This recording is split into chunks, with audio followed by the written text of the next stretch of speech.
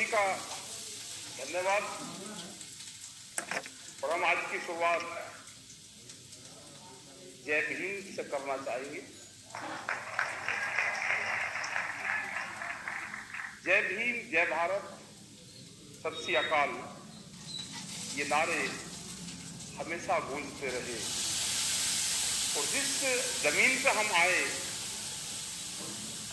ये बहुत से विचारधाराओं की धरती है। ये नागपुर, यहां से ही बाबा साहब ने एक वैचारिक परिवर्तन किया। और ये भूमि इसलिए भी महत्वपूर्ण है कि बाबा साहब पूरी दुनिया में गए, उससे देशों में पढ़ाई की, वहां के संविधान देखे। और भारत का संविधान लिखने में अहम भूमिका निभाई। लेकिन कुछ गलत विचारधाराओं के लोग जो देश के संविधान को नहीं मानते थे, वो समानता का अधिकार नहीं देना चाहते थे,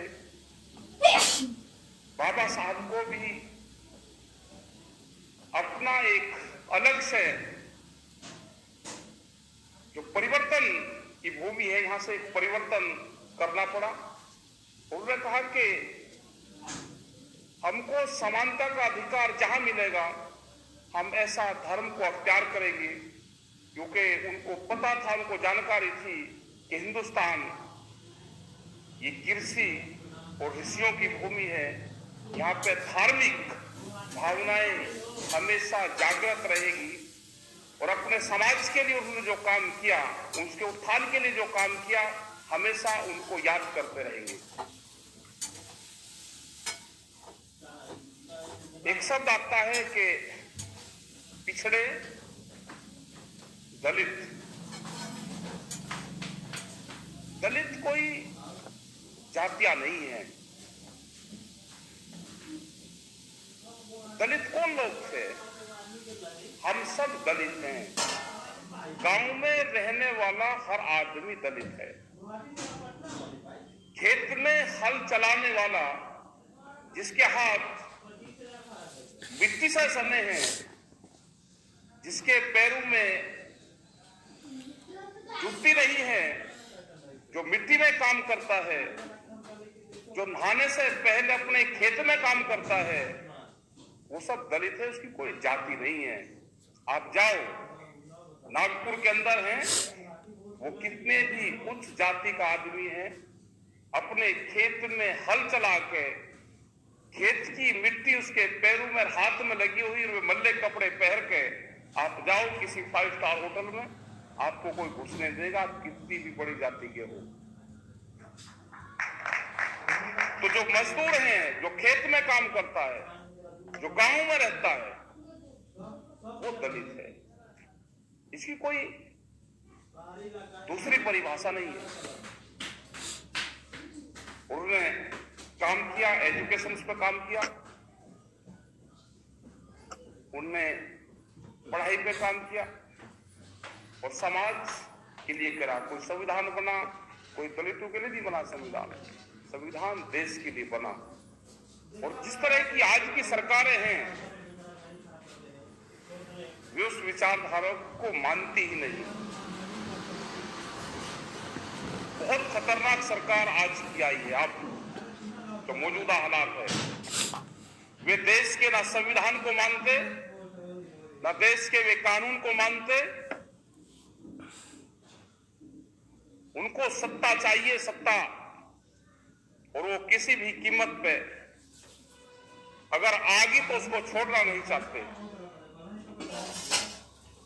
बहुत लोग हमसे क्वेश्चन करते हैं कि दिल्ली में इतना बड़ा आंदोलन चला और उसके बाद में उत्तर प्रदेश में क्या हुआ? आज भी जो प्रेस के लोग थे, उनका बड़ा क्वेश्चन था। जो भी हमसे मिलने यहां पे आए, तो उसका एक बड़ा क्वेश्चन था ये। लेकिन हालात क्या है? आपकी महाराष्ट्र के अंदर चुनी हुई सरकार थी, आपने सरकार बना के दी, सरकार अपना काम कर रही थी।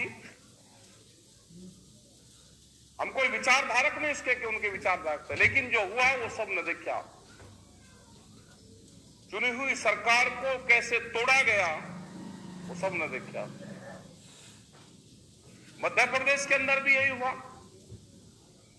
उत्तर प्रदेश के अंदर भी यही हुआ कि जो लोग 30,000 से जितने हुए लोग थे उनको कहा कि आप जाओ, जो अपनी गिनती पे थे जो वहां पे, कि आप जाओ, ऊपर से आदेश है और ये कहा है कि आज इनको सुरक्षित घर तक पहुंचा दो, आपके और आपके परिवार के लिए ठीक नहीं है। तो कितनी बड़ी दहशत है। क्या तलवारों के बल पे राज करना चाहते हैं ये? 30,000 से जितने हुए कैंडिडेट को गिनती से हटाकर घर भेज दिया और पुलिस की कस्टडी में कि आप पे हमला हो सकता है, और वो लोग छोड़कर चले गए और दूसरे कैंडिडेट को 2,000 वोटों से जिता दिया। हम तो नॉन पॉलिटिकल लोग हैं, हम किसी के साथ नहीं है, नॉन पॉलिटिकल है, लेकिन हम आगाह करते रहे कि जिसको चुनाव लड़ना है, जिसको गिनती पे जाना है, एक विधानसभा पे 100 ट्रैक्टर और 1,000 आदमी अगर आपके पास में होंगे तो गिनती हो जाएगी, नहीं तो हारोगे। और अगर फिर भी ना समझे भाई, हम कोई उनके एडवाइजर तो है नहीं, क्योंकि हमको ये लगता है कि देश में अगर विपक्ष कमजोर होगा तो पार्लियामेंट और विधानसभा में आवाज उठाएगा तो देश के लिए घातक होगा। और जिस कंट्री में, जिस देश में विपक्ष कमजोर होगा तो वहां पर तानाशाहों का जन्म होगा, और देश में तानाशाहों ने जन्म ले लिया है। हमने देखा उत्तर प्रदेश के अंदर जिन लोगों को उनकी पार्टी के लोगों ने सिंबल दिया कि जाके अपना पर्चा दाखिल कर दो, लास्ट टाइम पे वो पर्चा दाखिल करने डीसी के ऑफिस में नहीं गया, बीजेपी के मुख्यालय में गया और पर्चा वहां दिया कि जिससे कैंडिडेट को दूसरा भी ना कर सके। तो इतनी दहशतगर्दी का माहौल अगर देश में है तो क्या होगा? ये दिल्ली में आंदोलन चला, 13 महीने आंदोलन चला, बहुत लोगों का इसमें योगदान रहा। हमारे संत महापुरुष की हिस्सेदारी, बड़ी हिस्सेदारी उसमें रही। हमारे गुरुद्वारे जिनका बहुत बड़ा योगदान इस आंदोलन में रहा, जो हमारे बाबे थे, जो लंगर की व्यवस्था करते थे, वे कभी मंच पर भी नहीं बैठते थे। पहले हमने भी सोचा कि इतने लंगर लगे हैं, ये सब लोग मंच पर बैठेंगे, वो कभी मंच पर नहीं आए। उन्होंने कहा कि यही हमारी सेवा है, हम लंगर चलाएंगे। और आखिरी दम तक वे वहां पर रहे, और वे खाली लंगर चलाने वाले नहीं थे। इस टाइम पे 28 तारीख की रात को उसको हटाना चाहती थी सरकार, जब उसने 7 मोर्चे हटाए और 8वां मोर्चा गाजीपुर वाला था, क्योंकि उससे पहले वे 7 मोर्चे हटा चुके थे। जो लंगर चलाने वाले लोग थे, जो बाबा थे, हमने उनको कहा आप यहां से आप जा सकते हो, आप जाओ यहां से, उनको 4 बजे के आसपास। और जो लोग भी यहां से जाना चाहते हो चले जाएं, क्योंकि 7 और 8 बजे के बाद में झगड़े शुरू होंगे। अभी आपके पास में 3, 4, 5 और 6 घंटे हैं। 27 तारीख को भी लोग गए, 28 तारीख को भी लोग गए, और ये लगा कि ये जो सरकारें हैं ये षड्यंत्रकारी है। इस देश का होगा क्या? यहां ना लोकतंत्र की गरिमा है, ना कोर्ट की है, ना कचहरियों की है, जिसके हाथ में सत्ता आ गई। जैसे पहले पढ़ते थे वो मंजर वहां पे था, बहुत लोग को भेजा और कुल 148 लोग बाद में वहां पर रहे थे। तो जिन महात्माओं को, जिन संतों को जो हमारे बाबा थे, वे भी वहां पर मौजूद थे। कहा कि जहां हम 13 महीने रहे, अब घर जाकर क्या करेंगे? क्योंकि हमारा था, क्योंकि 1 महीना पहले हमको पता चल गया था कि जब ये आंदोलन हटेगा तो इस आंदोलन में 1000 से 1500 लोग मारे जाएंगे। ये अधिकारियों की रिपोर्ट थी, उसने बताया था हमको। और वो दिन उस दिन आया था, लेकिन वहां पे वो लड़ाई लड़ी गई, सबके सामने लड़ी गई, पूरे देश और पूरी दुनिया ने वो देखी। वो जो मुकाबला हुआ, 148 लोग, 3000 की फोर्स, 1000 लुटेरे और 300 लोग हमला करने वाले, उनके बीच में 148 लोग। और हमने कहा कि जो 2 किलोमीटर का क्षेत्र है, शहीदी दिवस हमारा इसी में ही होगा। हम यहीं पे इस कैंपस से बाहर नहीं जाएंगे, ना हम ये मोर्चा छोड़ देंगे, ना हम जाएंगे। ये षड्यंत्रकारी हैं ये लोग। हम करीब 4 लाख से ज्यादा ट्रैक्टर लेकर दिल्ली में गए। वे ट्रैक्टर वे थे जो भारत सरकार ने 10 साल की पाबंदी लगाकर उनको बंद कर दिया। कोई हमारा मकसद नहीं था कि हम ट्रैक्टर लेकर जाए, लेकिन हमने कहा कि जो पॉलिसी आपने बनाई, क्या कोई ट्रैक्टर 10 साल में कोई बदल सकता है? 10 साल में कुछ नहीं बदल सकता। हमने कहा कि दिल्ली की चमचमाती सड़कों पर वो ट्रैक्टर हमारे चलेंगे और 26 तारीख को हम भी झंडा फहराएंगे। हमारे लोग भी देश की आजादी का जश्न है वो मनाएंगे। हमको अंदाजा नहीं था, हमको था कि 10-15 हजार 20,000 ट्रैक्टर आ जाएंगे, लेकिन लास्ट तक ये आ गया जब 22, 23 और 24 तारीख होगी, पंजाब और पूरे कई स्टेटों से लोग ट्रकों में भर भर कर ट्रैक्टर, तो हमारी भी वो होगी कि इसमें होगा क्या। और 4 लाख से ज्यादा ट्रैक्टर दिल्ली की सड़कों पर चारों तरफ उन्होंने लगा दिया। प्रशासन को कहा कि आप इसकी परमिशन अंदर से हमको रूट आप दे दो, हम डिसाइड इसको कर लेंगे। इधर के बोर्ड ट्रैक्टर इधर से निकालते हुए 10, 15, 20, 25 किलोमीटर दिल्ली के अंदर को चले जाएंगे और लोग अपने गांव वापसी चले जाएंगे। लेकिन वे तो षड्यंत्रकारी है, क्योंकि ये जो धरती है जहां पे नागपुर में है, ये बैठ के पूरा प्रोग्राम यहाँ पे बनाते हैं। ये विचारधारा यहां से जाती है पूरे प्रेस के लोगों को, क्या उनको बूझना है वो यहां से जारी होता है, इसी नागपुर की धरती से जारी होता है कि प्रेस के लोगों को क्वेश्चन क्या बूझना है। उन्होंने जो रास्ते हमको दिल्ली में दिए और 25 तारीख की रात तक वो बहकाते रहे, नक्शा बनाते रहे, देते रहे, और बनाकर हमने जब सुबह ही चले तो जोन से रास्ते हमको दिए, उसी रास्ते पे बैरिकेटिंग। मगर भाई ये कर क्या रहे कि ना यहाँ ये ऐसे चल जाओ तो रॉन्ग साइड से करे। वहां पे महिला पुलिस लगा रखी। महिला पुलिस का मतलब ये है कि इनके साथ में अगर बदतमीजी करें, कहें देखो जी महिलाओं के साथ में कर रहे हैं। और जो दिल्ली जाने के रास्ते थे वे खुले छोड़ रखे और लाल किले का रास्ता बता रहे, लाल किले पे जाओ, लाल किले पे जाओ। भाई लाल किले पे अगर किसान को जाना होता तो पार्लियामेंट पे जाता। किसानों के साथ में पूरा षड्यंत्र रचा और फिर वो दिखाएगा कि इसने झंडे का अपमान किया। हम तो 4-5-6 लाख झंडे तिरंगे वैसे ही लेकर गए थे। देश वहां की दिल्ली की जनता फूल से वर्षा कर रही थी, लेकिन ये तो षड्यंत्रकारी थे नहीं कि झंडे में इनको कहे कि तिरंगे का वो कर इनको बदनाम करो। क्योंकि तो पहले से ही कह रहे थे कि जो सिख समाज के लोग आ रहे हैं ये तो खालिस्तानी है, एक माहौल खराब करने का काम करेगा। और 28 तारीख को पूरा दिन से वही कहना शुरू कर दिया। फिर देखो जी तिरंगा झंडे का अपमान करा, देखो जी अपमान, क्योंकि मीडिया सब इन्हीं का ही है। लेकिन देश की जनता इनकी बात को समझ गई, इनके साथ में कोई नहीं है। आंदोलन का रास्ता लोगों को करना पड़ेगा, आंदोलन छोड़ना नहीं। बगैर आंदोलन के कुछ नहीं होगा। जो हमारे साथ में अभी भी लोग हैं जो व्यापार करते हैं, वे सब इस आंदोलन को छोड़ के बहुत से लोग चले जाएंगे। वो उस बीजेपी की विचारधारा से शामिल होकर या तो बीजेपी ज्वाइनिंग कर लेंगे या सरकारी संगठन बनाए किसानों के, उसको ज्वाइनिंग कर लेंगे।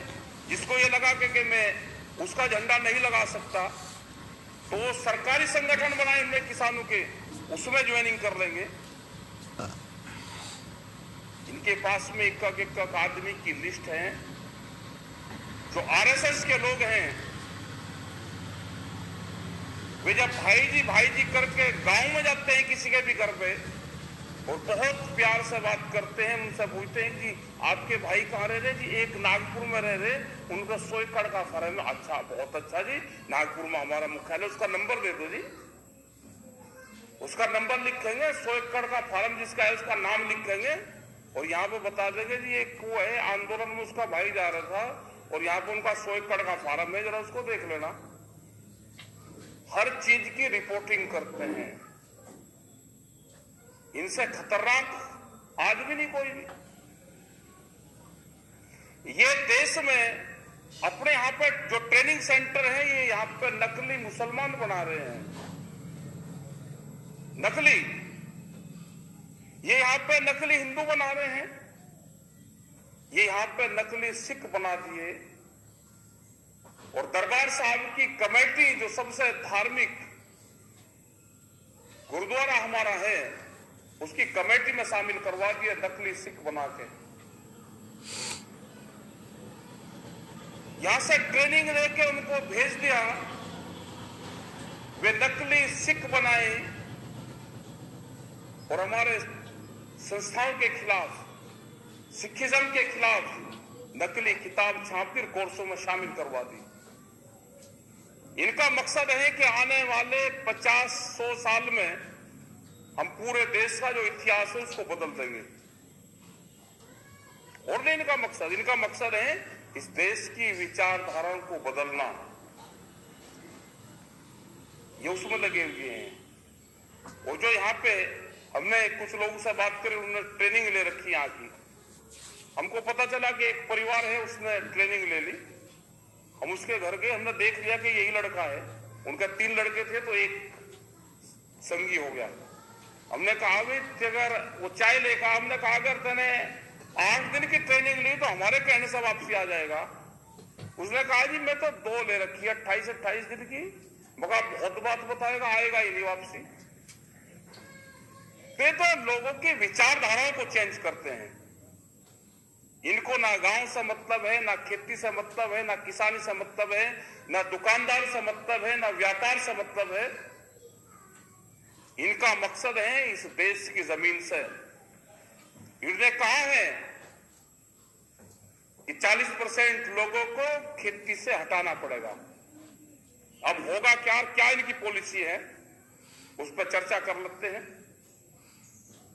अगर पूरी दुनिया के 2 हिस्से कर दें, एक चाइना रीजन में आएगा और एक यूएसए और अमेरिका रीजन में आएगा, तो चाइना से कंपटीशन के लिए एक देश चाहिए जिसकी जनसंख्या ठीक हो, वहां पर सस्ती लेबर मिले, तो वो हिंदुस्तान चुना गया। और लेबर सस्ती जब मिलेगी जब एग्रीकल्चर से हटेगी। वे बहुत बयान देते हैं कि एग्रीकल्चर से लोगों को हटाना पड़ेगा। मकसद समझ लेना क्या है। कृषि से लोग हटेंगे तो सस्ती लेबर होगी। उसी के साथ में लेबर एक्ट में संशोधन किए। एग्रीकल्चर से हटाने के लिए 3 कानून लेकर आए। बिजली अमेंडमेंट बिल 7 लेकर आए, सीड बिल लेकर आ रहे हैं, बहुत से कानूनों में संशोधन कर रहे हैं, जेनेटिकली मॉडिफाइड सीड लेकर आ रहे हैं। इनका यह है कि ये जमीन इनसे छीने और बड़ी बड़ी मल्टीनेशनल कंपनियों के हाथों में जमीन जाए, कॉन्ट्रैक्ट फार्मिंग के माध्यम से जाए, बड़े फार्म यहां पे हो, और जब बड़े फार्म हो जाएंगे तो खेती खुद नहीं करेंगे, कॉन्ट्रैक्ट फार्मिंग के माध्यम से हम खेती करवाएंगे। उनका मकसद हिंदुस्तान में खेती करना नहीं है। उनका मकसद है हिंदुस्तान में 30 से 50 साल में ये कॉन्ट्रैक्ट फार्मिंग के जरिए इस तरह के सीड और पेस्टिसाइड लेकर आएंगे कि हिंदुस्तान में 1 भी किलो अनाज पैदा ना हो। ऐसा नहीं कि इनकी 5 साल सत्ता आ गई और इनकी पॉलिसी फेल हो रही है। ये इनकी पॉलिसी बहुत खतरनाक है। इनकी पॉलिसी है कि हिंदुस्तान में अनाज पैदा ना हो, जनसंख्या बहुत है तो बाहर की कंपनियों को 2 चीज मिलेगी, यहाँ पे सस्ती लेबर मिलेगी, बड़ी इंडस्ट्रीज लगेगी, उसके लिए सस्ती लेबर चाहिए जो 7, 8 हजार 10 हजार रुपए में काम करेगी, और अनाज उनके लिए बाहर से आएगा। इसलिए बाहर की जो बड़ी बड़ी कंपनियां आ रही है, जो फूड के क्षेत्र में आ रही है, ये यहाँ पे मार्केट तलाश कर रहे हैं। ये देश तो कृषि और ऋषियों का देश है।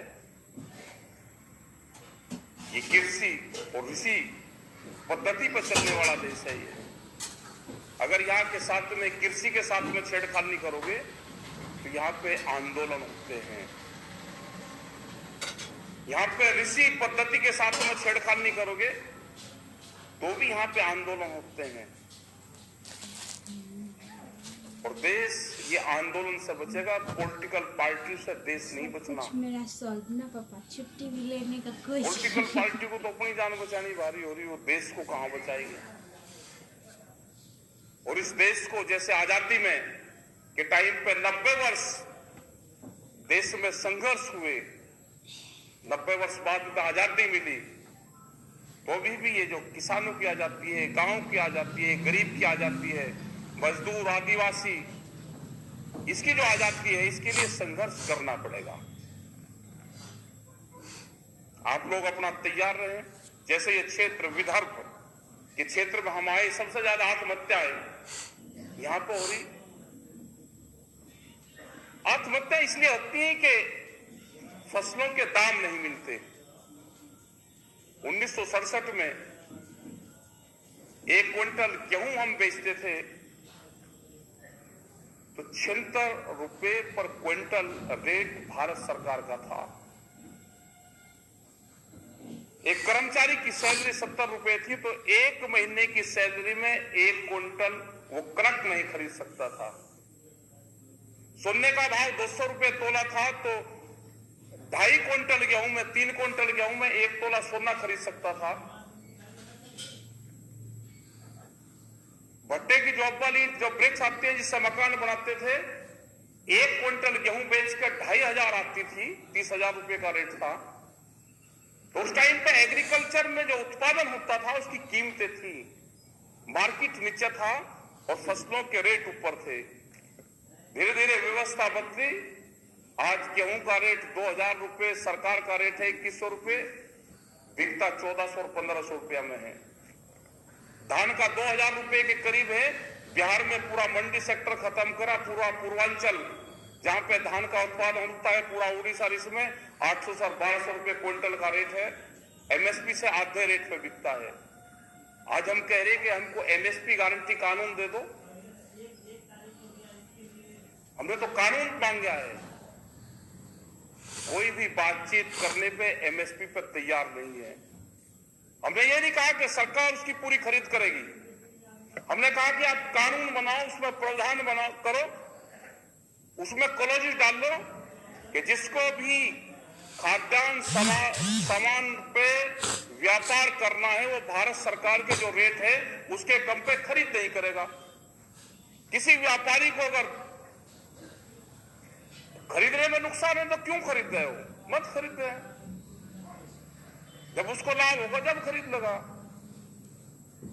लेकिन ये अपने व्यापारियों को फायदा देना चाहते हैं। पूरे जो एफसीआई के गोदाम है वो सब अडानी को दे दिए। जितना देश का कारोबार है सब अडानी को दे रहे। ये चाहते हैं कि जैसे ब्राजील के अंदर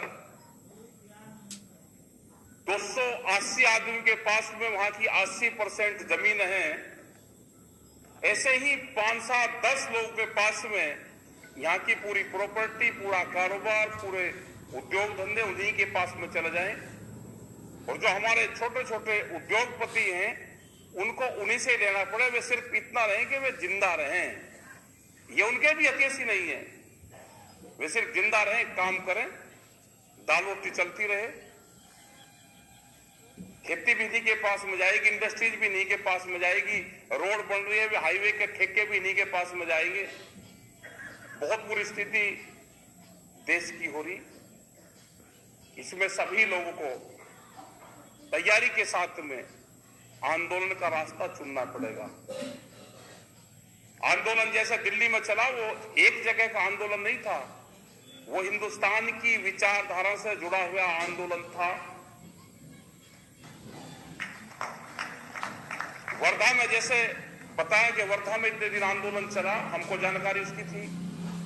इसी तरह के बहुत आंदोलन उस टाइम पे देश के अलग अलग हिस्सों में चले हुए थे। वो दिल्ली के आसपास करीब 500 किलोमीटर के क्षेत्र में बहुत आंदोलन थे। कर्नाटक हम गए तो वहां पे लोगों ने बताया कि हम यहाँ पे आंदोलन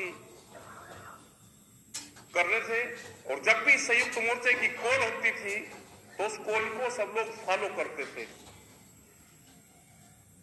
तो आने वाले टाइम पे भी ये वैचारिक क्रांति होगी। विचार से जुड़ी हुई जो क्रांति होती है वो दुनिया में परिवर्तन लाती है। 2013 और 14 में भी वैचारिक ही क्रांति थी एक किस्म की।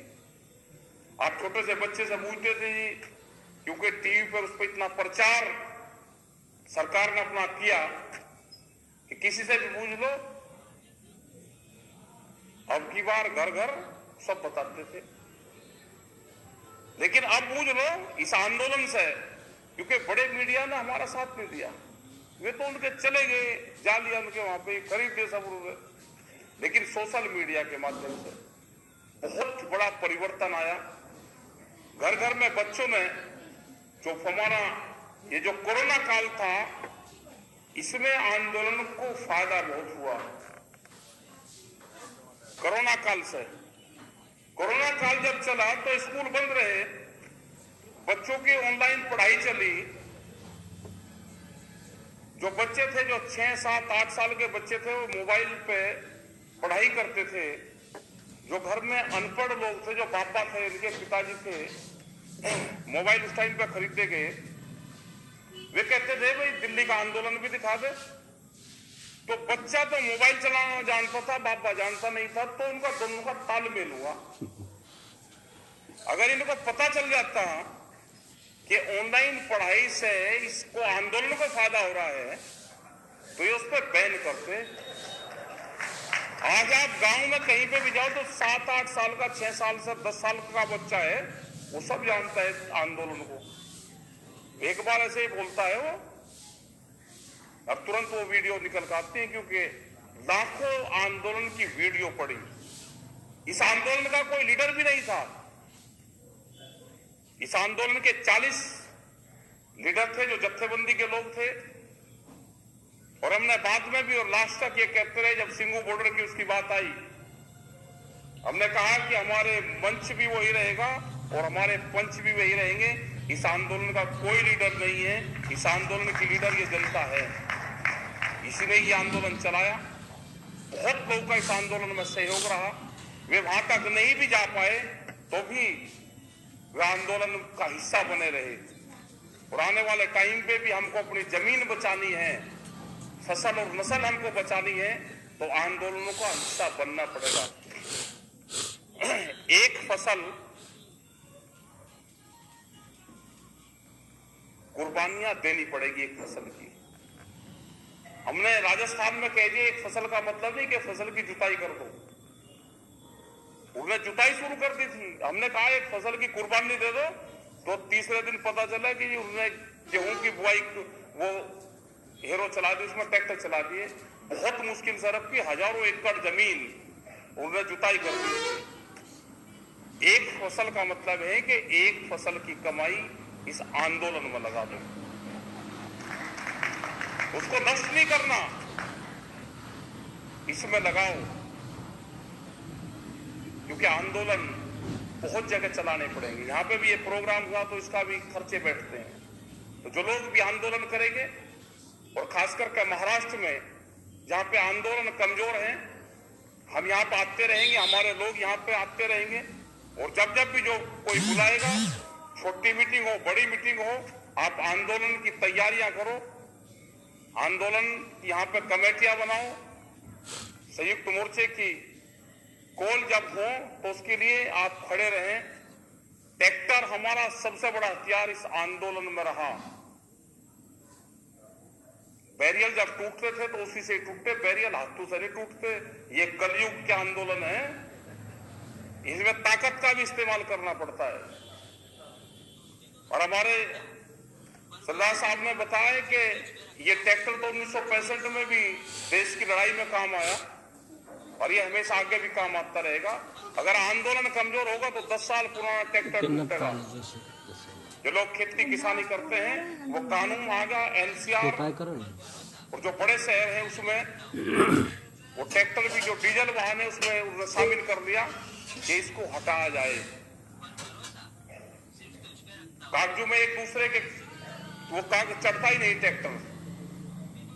तो अपने आंदोलन को मजबूत रखो, अपने संगठन को मजबूत रखो, और जो लोग आंदोलन में हिस्सेदारी करते हैं उसको मजबूत रखें। और बहुजन समाज की जो परिभाषा है वो आपको बताई थी, कोई उच्च जाति का नहीं है।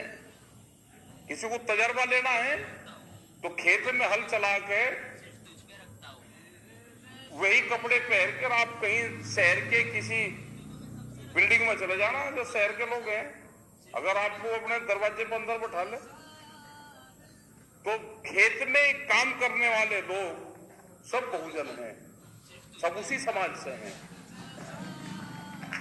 और बाबा भीमराव अम्बेडकर के परिवार के लोग भी रहते हैं यहाँ पे। उनके परिवार के लोग मिले, हमने उनको कहा भाई आप यूपी में, राजस्थान में उधर आप जाओ, आंदोलन जब होते हैं या बड़ी मीटिंगें होती हैं आप उसमें भी आप जाया करो। क्योंकि बहुत लोगों को ये पता ही नहीं कि बाबा साहब के भी परिवार के लोग अभी हैं, लेकिन वे यहाँ तक ही रहते हैं। उनको भी जब इस तरह की जब मीटिंग हो तो उनके परिवार के लोग को बुलावे, उसमें बहुत आस्था उनके परिवार में लोगों की है। तो जो कमेटी है कभी भी इस तरह के प्रोग्राम हो उनको भी बुलवाओ। अपने यहाँ पे गुरुद्वारे हैं उनका भी सम्मान, और जो कमेटियां हैं वहां पे भी जाते रहो, क्योंकि जब भी आंदोलन होंगे तो गुरुद्वारे नंबर 1 पे हमारा साथ देंगे। सत श्री अकाल। क्योंकि ये कलयुग है, कलयुग में भूख हड़ताल से कामयाबी नहीं मिलेगी।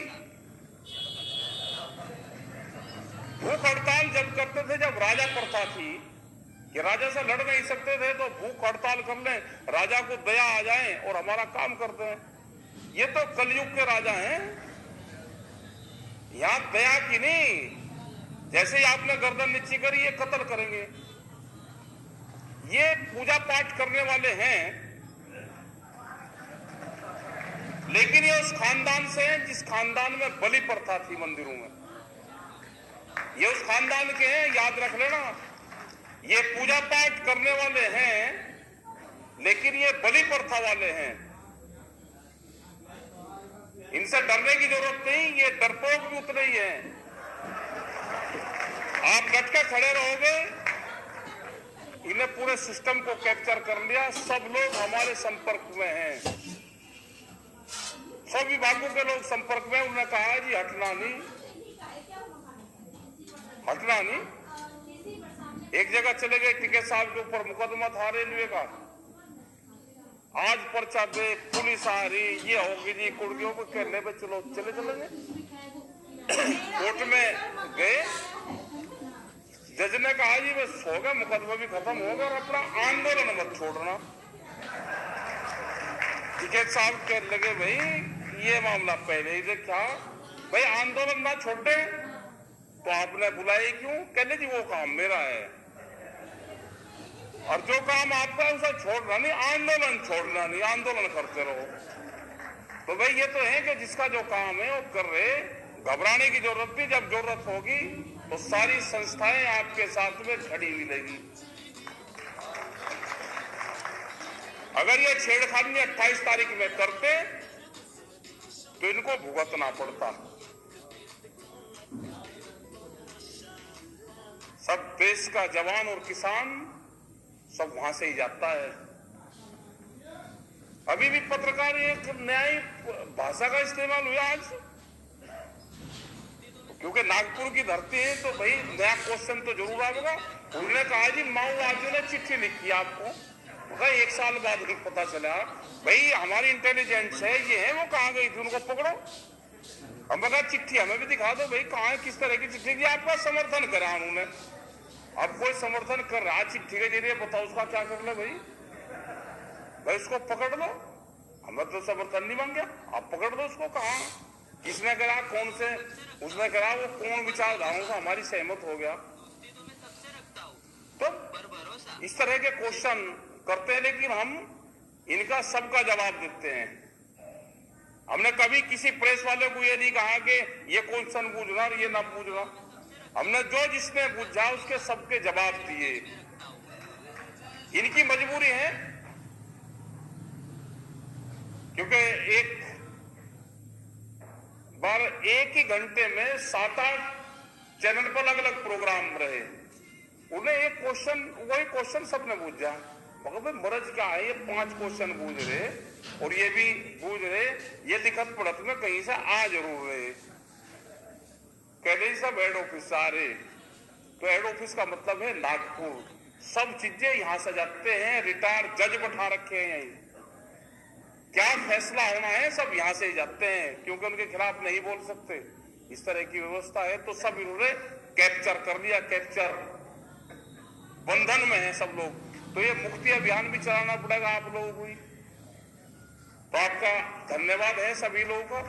और जो आंदोलन यहाँ पे चल रहे, बिजली वालों का आंदोलन चल रहा है कि बिजली प्राइवेट हो रही, तो उसका भी हम समर्थन करते हैं। बिजली के कर्मचारी सब हमारे साथ में हैं और हम उनका हमेशा, उत्तर प्रदेश में उनके खिलाफ आंदोलन करते हैं हम, लेकिन जब बिजली प्राइवेट की बात आती है तो हम उनका समर्थन करते हैं।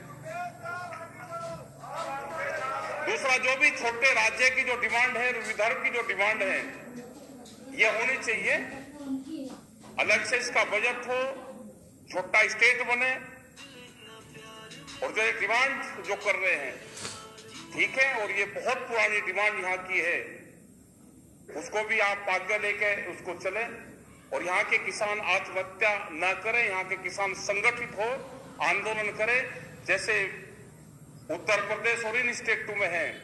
क्योंकि वहां पे आंदोलन मजबूत है तो किसी किसान पे कर्जा है तो उसकी जमीन नीलाम नहीं हो सकती, क्योंकि सब लोग वहां चले जाते हैं और अधिकारी को टाइट करते हैं, किसी की जमीन नीलाम नहीं होगी। तो कोई जमीन नीलाम नहीं होती, अगर होती है तो हम वहां पर जाते हैं, पूरी कैंसिल होगी और उस जमीन पे कब्जा नहीं देते। 93 में एक जमीन नीलाम हुई थी, आज तक उस जमीन पे बोर्ड गार्ड रखा है और वह 6 बार जमीन आगे बिकी, लेकिन कब्जा उसी किसान का है। तो आप लोग संगठित रहे, आंदोलनरत रहे। हमारे मंचों पर 2 चीजों पर बैन रहता है, एक तो जातियों पे कटाक्ष नहीं करते, किसी के पक्ष और कटाक्ष की बात नहीं करते। दूसरा, पॉलिटिशियन पे किसी का समर्थन और वो नहीं करते। 2 चीजों पे हमेशा बैन रखते हैं, लेकिन आगाह करते रहते हैं कि पॉलिटिक्स में हो क्या रहा। हमारे भी लोग हैं यहाँ पे, इसी में यही कैंप में, जैसे उन्होंने अपने लोग घुसा रखे हैं, ऐसे ही हमने भी घुसा रखे अपने, हमारे भी पक्के हैं। तो आपका धन्यवाद। और ये एमएसपी की लड़ाई, स्वामीनाथन कमेटी की जो लड़ाई है, वो देश भर में जारी रहेगी। मजदूर का हक उसका मिले, ये किसान, मजदूर, आदिवासी का जो संघर्ष है ये जारी रहेगा। और सबसे मजबूत अगर आज का संगठन देखना हो तो आदिवासियों का संगठन देखो। नेतरहाट में, झारखंड में हम गए, उनका जमीन का एक आंदोलन चल रहा, मिलिट्री से चल रहा है उनका आंदोलन। मिलिट्री की गाड़ियों के आगे लेट जाएंगे, उनका अगर लाठियां चलेगी, गाड़ी की टक्कर लगेगी, जिसके चोट लग जाएगी वो पीछे हट जाएगा, दूसरे लोग सामने आ जाएंगे, कोई हाथ नहीं उठाते। और 8-8 और 10-10 दिन जंगलों में लोग रहते हैं, उनके बीच में हम रहे। तो अगर सबसे बढ़िया आंदोलन अगर चल रहा है तो आदिवासियों का आंदोलन है। तो हम पूरा समर्थन हमारा उनके साथ में भी है और यहाँ के साथ में भी है। यहाँ की पूरी जो कमेटी है उसका बार बार धन्यवाद करते हैं कि बुलाए और सभी लोगों को बुलवाए, उनका धन्यवाद हम करते हैं। जय हिंद, जय भारत, जय महाराष्ट्र।